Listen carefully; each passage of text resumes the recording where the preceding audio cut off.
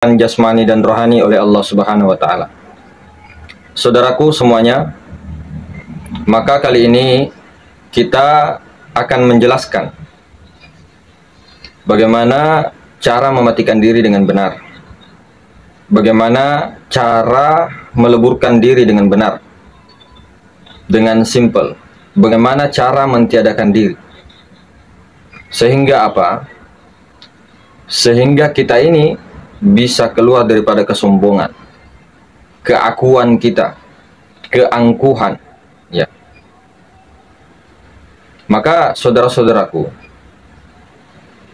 kesombongan, keakuan ini adalah penyakit yang sangat-sangat berbahaya.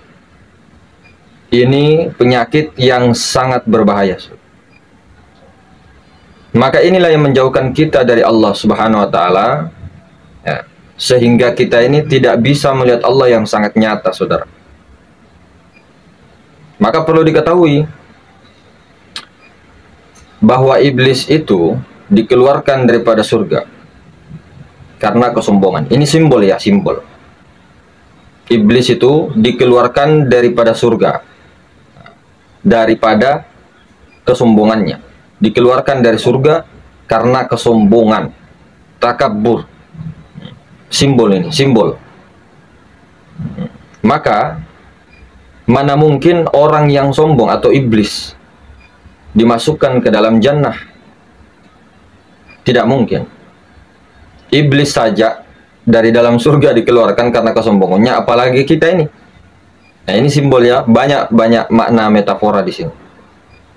Mana mungkin kita ini masuk dalam surganya Allah Subhanahu wa taala, atau masuk dalam jannahnya, ataupun masuk dalam ilmu ma'rifat, didudukkan di ilmu ma'rifat. Nah, seperti itu. Jadi kalau iblis atau sifat-sifat iblis tidak akan dimasukkan ke dalam ilmu ma'rifat, tidak akan didudukkan di ma'rifat. Bagaimana kita bisa ini, nah, bisa keluar daripada diri, keakuan diri kita, ataupun bisa keluar daripada kesombongan kita, keakuan kita, keangkuhan kita, rasa ego kita. Bagaimana caranya? Maka saudara-saudaraku, sebelum kita membahas masalah ini, ada yang perlu diperhatikan. Yang perlu diperhatikan ini betul-betul harus dipahami. Perhatikan. Zat adalah diri. Diri yang sebenarnya adalah rupa zat atau zat Allah. Diri yang sebenarnya adalah zat Allah. Sifat adalah rupa insan. Jadi rupa kita ini, rupa insan ini adalah rupanya ruh. Sifatnya. Kalau nama kita ini, nama insan ini adalah nama Allah. Af'al kita ini adalah perbuatannya Allah Subhanahu wa ta'ala. Mazharnya, zat, sifat, asma, dan af'al ada pada insan kami.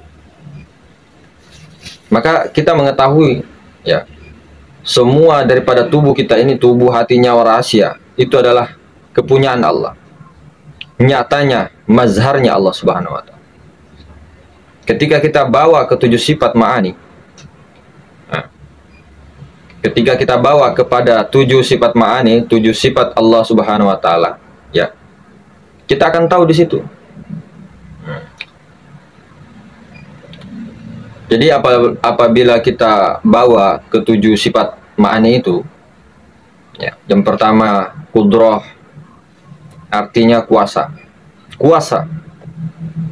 Di sini kuasanya Allah yang maha kuasa. Kita ini, ya, la haula wala quwata, tidak punya kuasa apa-apa. Yang kedua, iradah. Apa artinya? Kehendak. Kehendak. Siapa yang punya kehendak? Allah yang berkehendak. Allah yang berkehendak.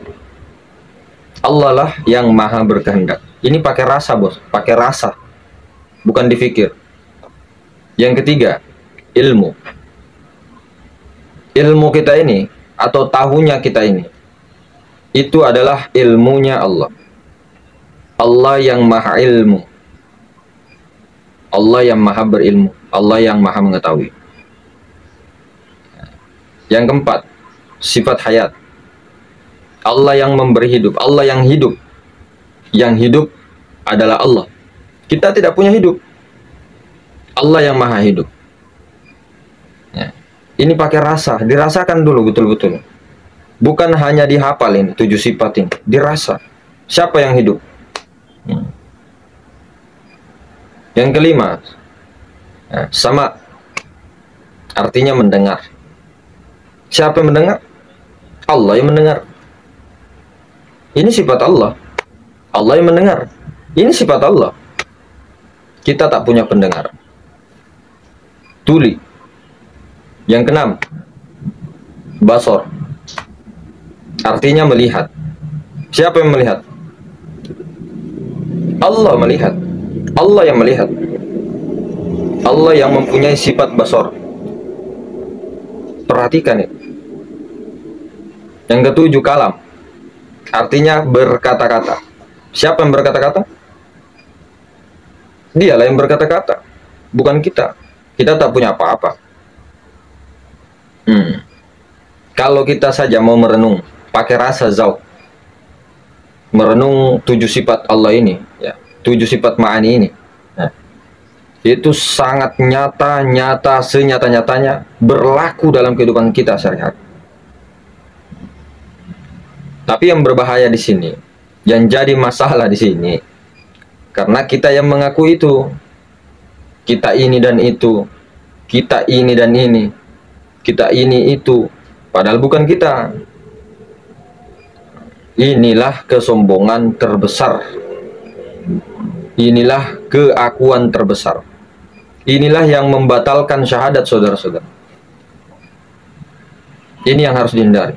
Kesombongan, keakuan, keegoan. Jangan pernah merasa hidup, merasa ada, dan sebagainya. Kesombongan ini yang tidak akan diampuni oleh Allah Subhanahu wa Ta'ala. Tidak akan diampuni. Nah, sekarang bagaimana caranya kita bisa keluar daripada kesombongan ini, keakuan ini? Bagaimana caranya?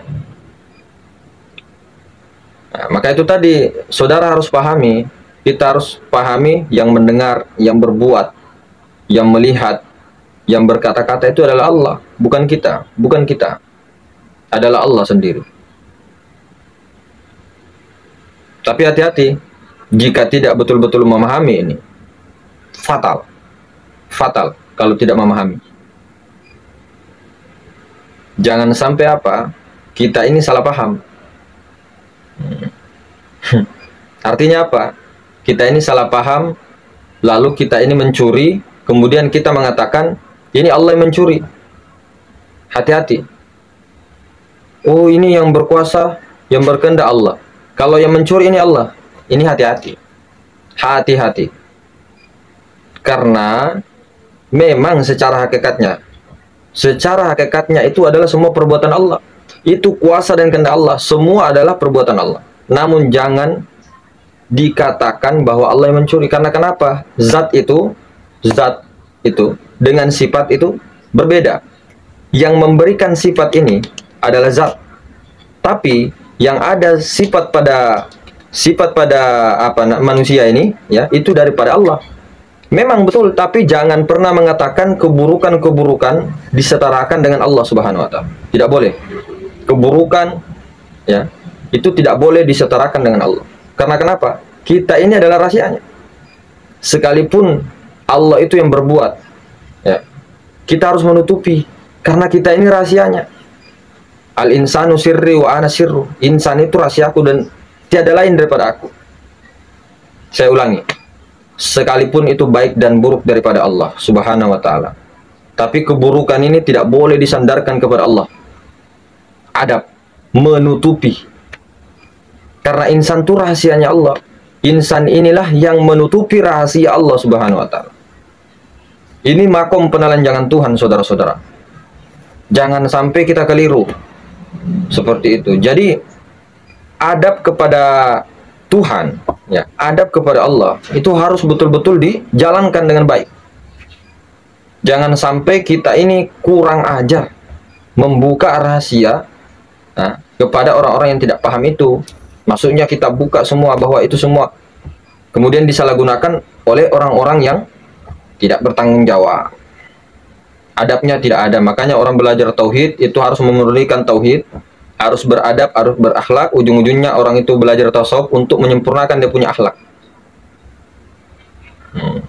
Bukan kita belajar semakin rusak. Seperti itu, saudara-saudara. Jangan sampai. Jadi ini perlu dipahami. Jangan mesti-mesti kita mengatakan bahwa itu semua adalah perbuatan Allah. Disandarkan perbuatan-perbuatan buruk kita, semua adalah perbuatan Allah. Jangan. Makanya saya bilang tadi, hati-hati belajar ma'rifatullah. Hati-hati. Ibarat berjalan di atas keris, tergelincir sedikit, itu bisa tergores. Berbahaya, saudara-saudara. Maka zat dengan sifat.